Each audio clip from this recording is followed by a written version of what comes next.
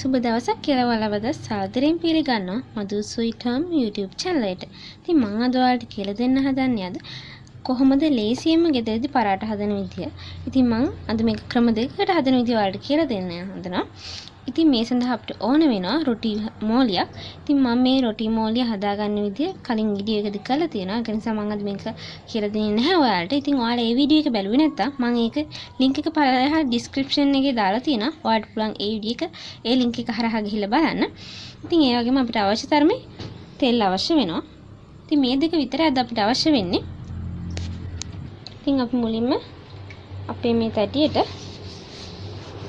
Table top එකට හරි ඔයාලගේ රොටි තුනී කරගන්න ට්‍රේ එකේ හරි තෙල් ටිකක් ගාගෙන මේ විදිහට අපි ටිකක් තුනී කරගන්න. ඊළඟට ඔයාලගේ රෝලින් පින් එකේ හරි නැත්නම් ඔයාලා රෝලින් පින් එක ගන්න නැත්නම් මේ වගේ හොඳින් සුද්ධ කරගත්ත බටයක් උනත් පාවිච්චි කරන්න පුළුවන්. මම ගාවත් අද රෝලින් පින් එකක් නැති නිසා මම මේක පාවිච්චි කරනවා.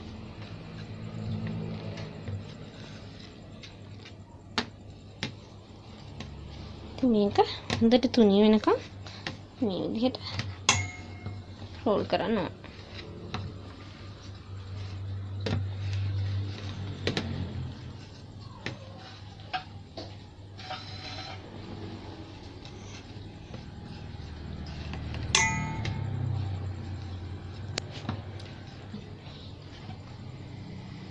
පස්සේ ආඩ පුළුවන් තමයි මේ විදිහට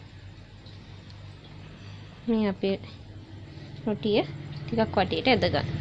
ඉතින් මම දැන් ඔයාලට මේ හදන්න පෙන්නන්නේ කඩේදී පරාට රොටිය හදන විදිය. ඉතින් ඒ සඳහා මේ විදිහට අපි දැන් මේ තුනී කරගත්ත රොටිය උඩට හොඳින් පොතේ හරි ඔයාලා පාවිච්චි කරන තෙල් හොඳට ආලේප කරගෙන මේ විදිහට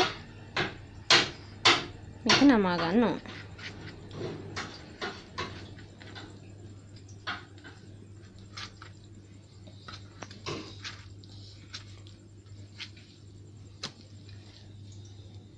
පස්සේ අපි මේක උඩට හොඳට තෙල් ගාගෙන මේක මේ විදිහට පෙන්ගිල්ල වටා හොඳින් ඔතා ගන්න ඕන.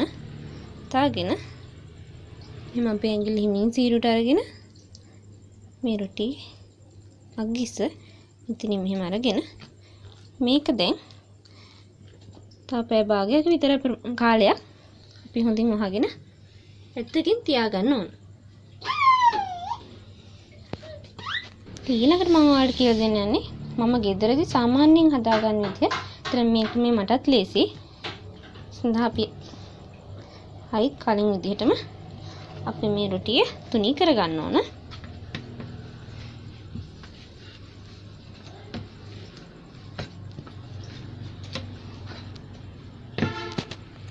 ඉතින් ඔයාලට පේනවා ඇති අපි මේ හදාගත්ත පිටිමෝලියෙන් හදාගෙන රොටි කොච්චර දුරට ඇදෙනවද කියලා. අපි දැන් මේක වැඩ කරලා මේ විදිහට අපිට තව තව අදින්න පුළුවන්. ඉතින් මම මේ රොටි මෝලිය හදාගන්න වෙලාවේ මම මේක මෙහෙම මේ විදිහට රොටිය හදලා පෙන්නුවේ නැහැ. ඉතින් ඔයාලට එකක් මේ අවස්ථාවේදී බලා ගන්න පුළුවන්.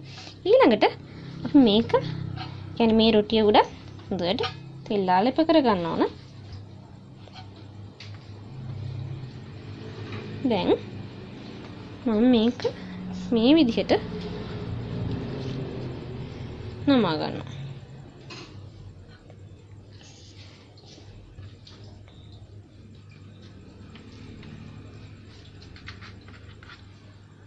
දැන් හරි. ඊළඟට මේ රොටිය මම අර කලින් හදාගත්ත එක වගේ තියන්නේ නැහැ. මේක මම මේ වෙලාවෙම මේ විදිහට තුනී කරලා හදලා ගන්න. ඉතින් ඔයාලට පුළුවන් මේක රවුමට වගේ වුණා මේ විදිහට රවුමට කරකවා ගන්න. ඉතින් අතර මේක කඩේ හදන විදිහට හදනවට වඩා මේ විදිහට හදනකොට අපිට ගොඩක් ලේසි. මොකද අපේ කාලේ ඉතුරු වෙනවා. ඒ වගේම මම දැන් මේක ආයි නවා ගන්න නැහැ. නමුත් ඔයාලට පුළුවන් මම දැන් කලින් කරා විදිහටම ආයි පාරක් මේක හතර කොනක නවාගෙන ඒ විදිහට ආයි මේක තුනී කරලා හදා ගන්න පුළුවන්. නමුත් මම මේ අවස්ථාවේ ඒක කරන්නේ නැහැ. දැන් අපිට මේ තියෙන්නේ මේක අපේ රොටි තැටියට දාලා පුච්ච ගන්න.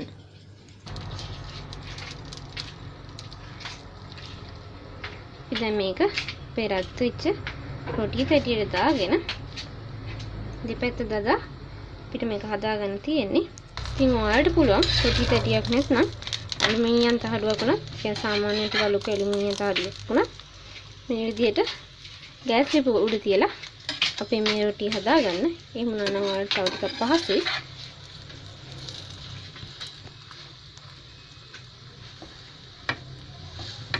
ඉතින් ඔයාලට පේනවා ඇති මේ රොටිය තනින් තන පිම්බෙනවා.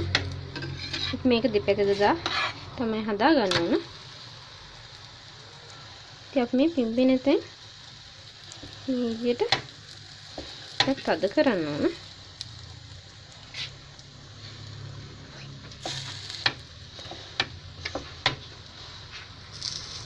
ඔයාලට පේනවා ඇති දැන් මේකේ මතු පිට මේ පාටි වීස්ගෙන එනවා. ඉතින් මේ අවස්ථාවේදී අපිට පුළුවන් අපේ මේ පරාට එක ලිපෙන් බා ගන්න. ඉතින් මේ තියෙන්නේ මම අද ගෙදර හදාගන්න ලේසි විදිහට හදාගත්ත අපේ පරාට රොටි. ඉතින් අපි ඊළඟට බලමු කඩේ විදිහට අපි හදාගන්න පරාටයක් හදාගන්නේ කොහොමද කියලා. ඉතින් අපි තියාගත්ත අපේ මේ රොටි අරගෙන මේ විදිහට තුනී කරගෙන අපි අපේ රෝලින් පින් එකේ මේ විදිහට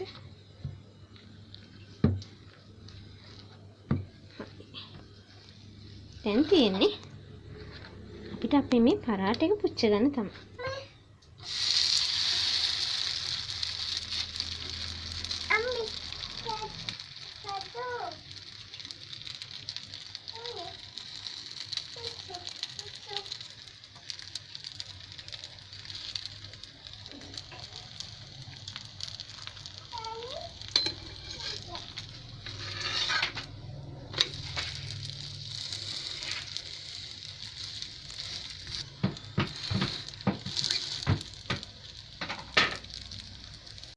ඉතින් මේ තියෙන්නේ අද දවසේ අපි හදාගත්ත අපේ පරාට රොටි ටික.